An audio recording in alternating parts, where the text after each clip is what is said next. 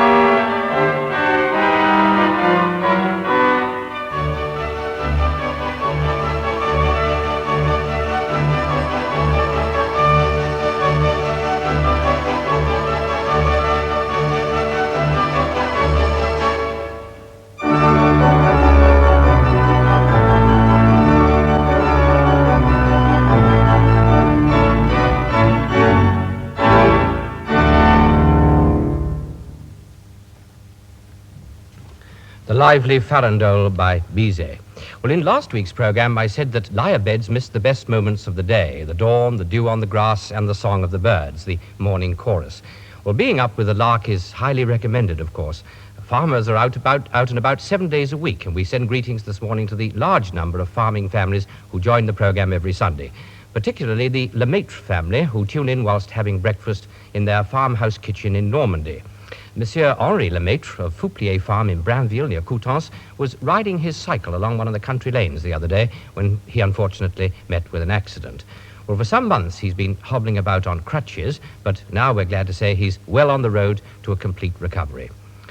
Another regular listener in France is Mademoiselle Jean Langlais of No. 2 Avenue Louis Barthou in the city of Rennes in Brittany. Well, over the years, Mademoiselle Langlais has sent in a number of requests, and a few weeks ago, we may remember, she appealed for pen friends for 2 young girls in her care. Well, I'm delighted to say that the response was splendid.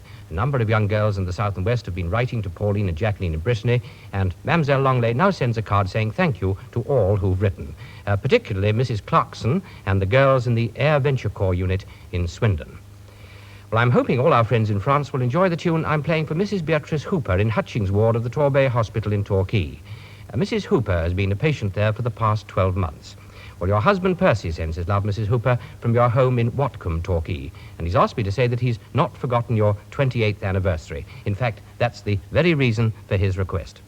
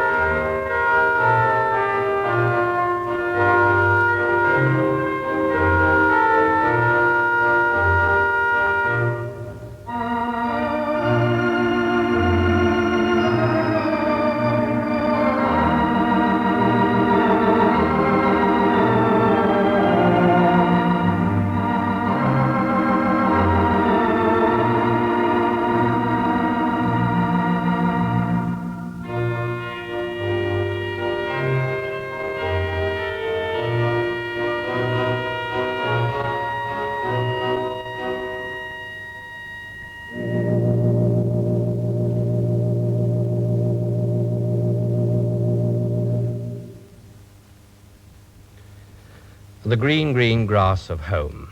Well, I don't know whether our musical prescriptions have had any influence on state medicine, but an interesting fact is that the National Health Service came into operation exactly 1 month after the first as prescribed program was broadcast. You must draw your own conclusions. Well, writing now for a request are 5 young children in Wiltshire: Mike, Pam, Charles, Anne, Sarah, and Georgina, the grandchildren of Mrs. S.G. Leslie of Lymington Road in New Milton. Granny, they say, will be 90 next month. She always listens and will miss your program even more now because her sight is failing fast. Any gay tune will be sure to please her.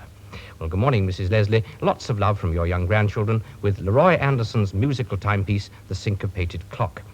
It's also included for Tom Congdon, now staying near Helston in Cornwall. And Tom writes to say that whilst serving with the Royal Canadian Air Force in Germany, in Baden-Baden, he used to switch on a very powerful radio every Sunday morning to hear the names of familiar towns and villages in the south and west, places he knew as a boy before emigrating to Canada to join the Royal Canadian Air Force.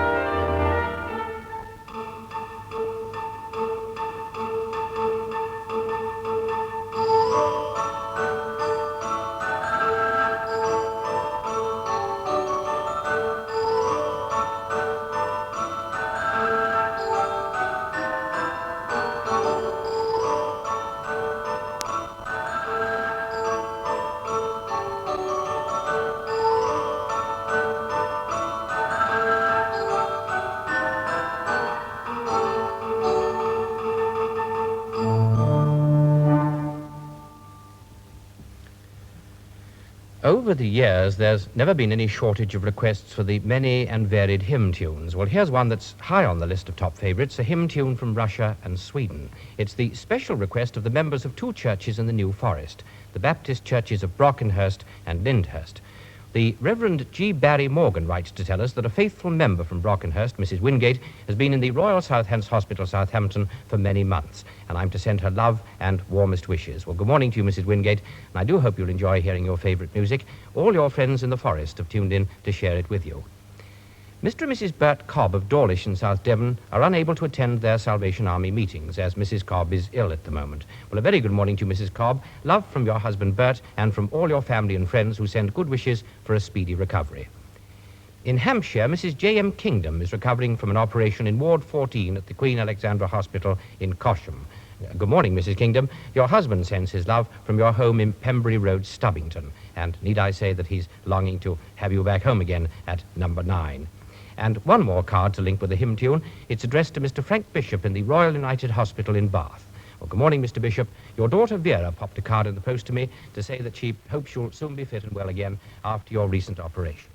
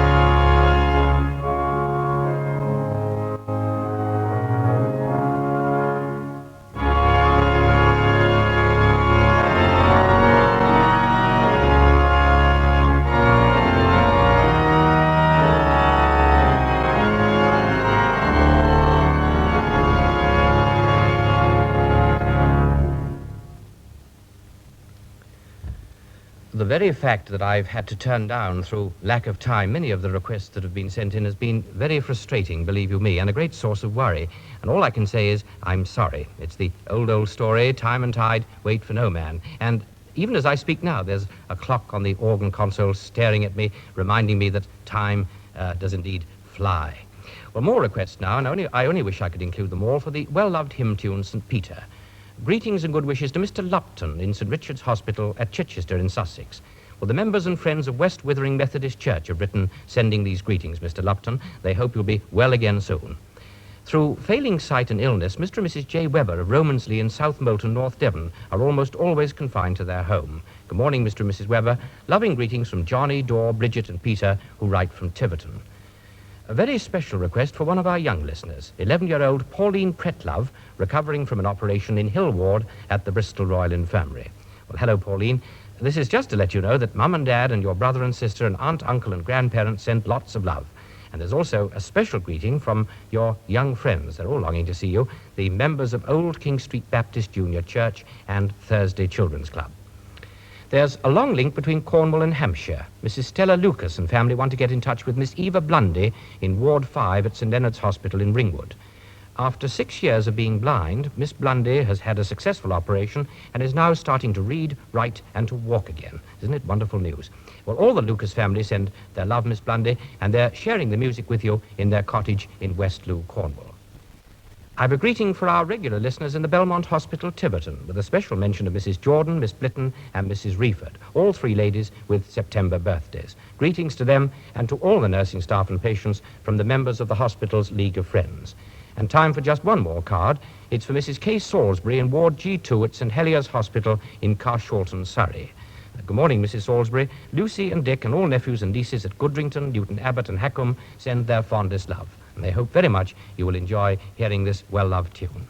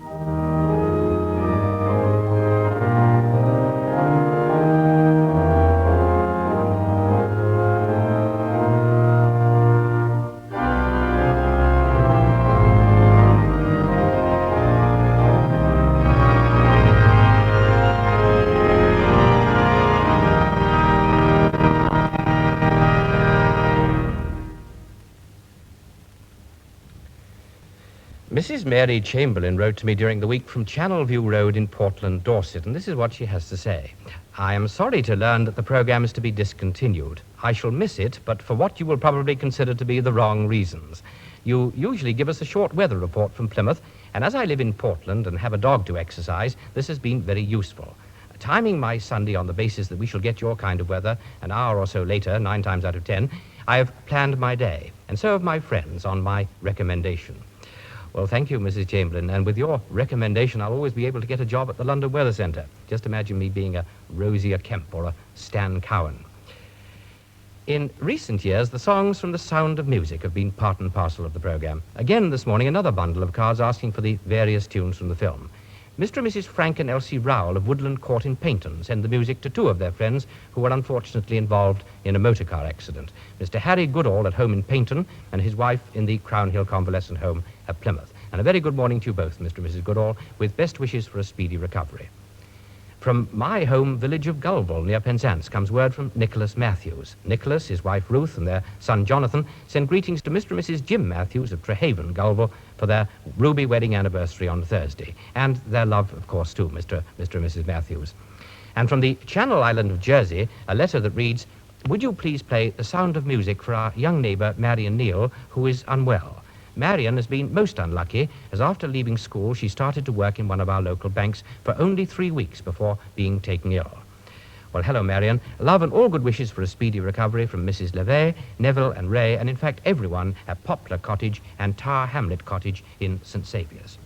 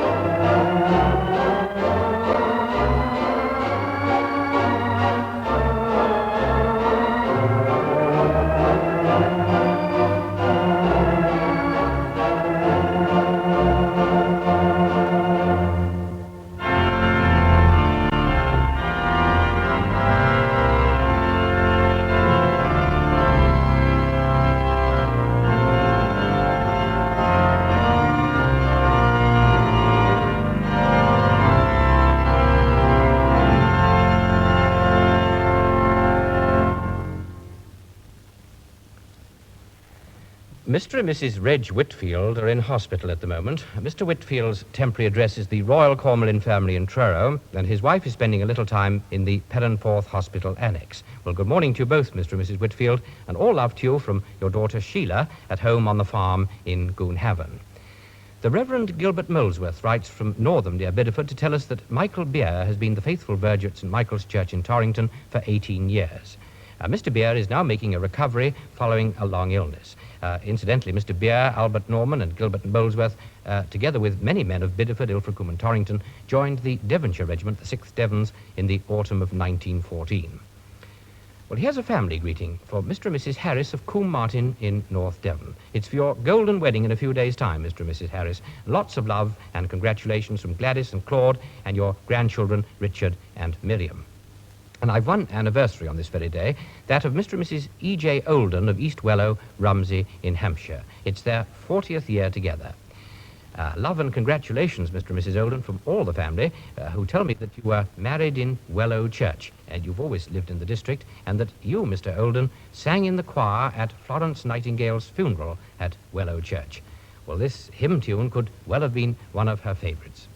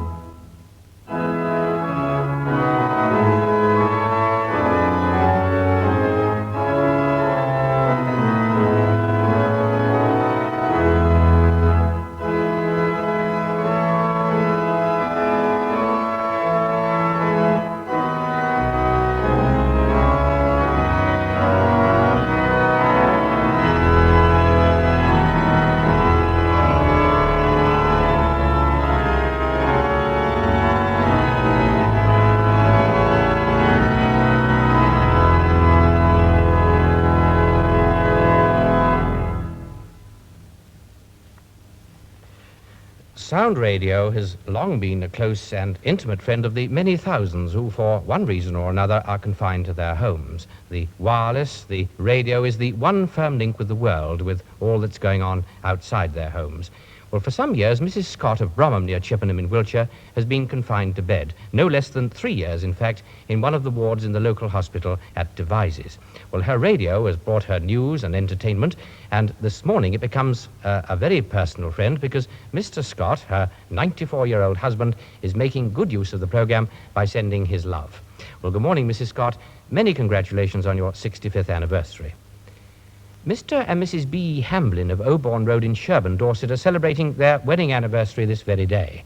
Well, diamond wedding greetings and love to you, Mr. and Mrs. Hamlin, from your son and daughter-in-law and all your family and friends.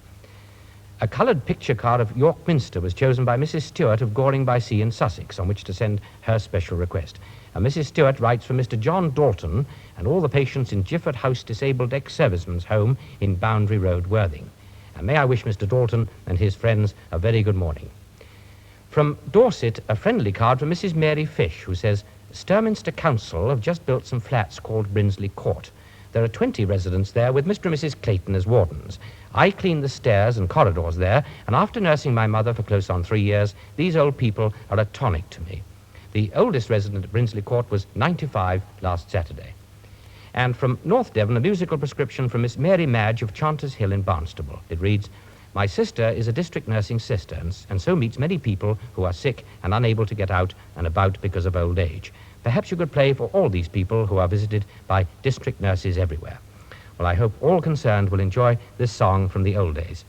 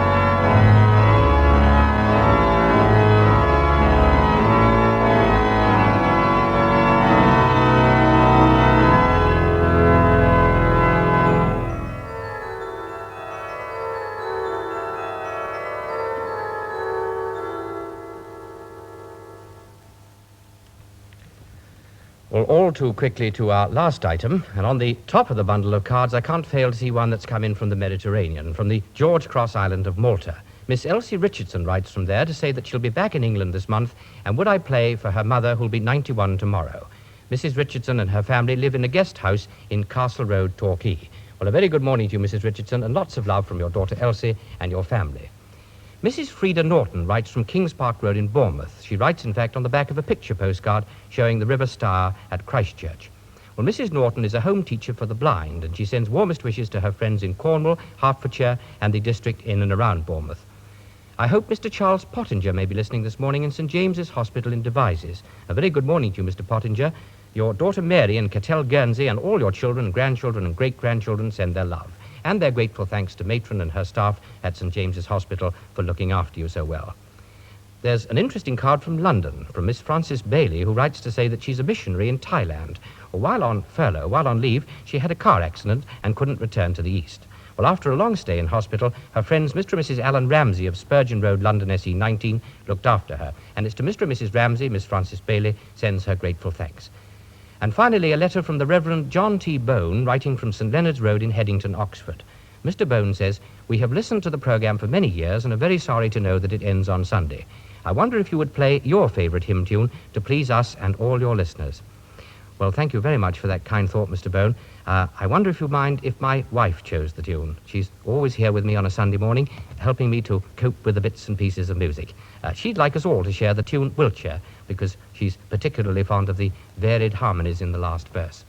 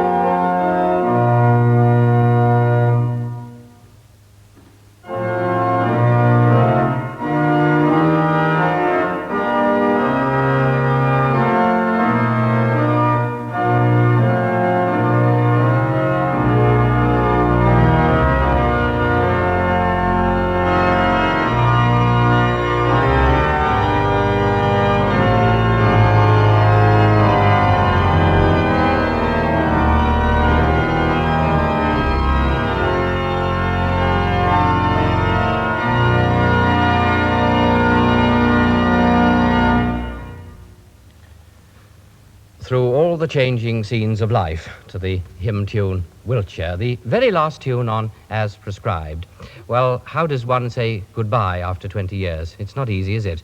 But goodbye it must be, but not before I say thank you for the thousands and thousands of requests you've so kindly sent over the years. And thank you to the great number of you who've kindly written to say that you'll be missing As Prescribed on a Sunday morning. I, too, will miss being with you. Goodbye. And needless to say, we in the BBC would very much like to add our thanks to Dudley for all the work he's done over the 20 years that As Prescribed has been running for people bedridden at home or in hospital.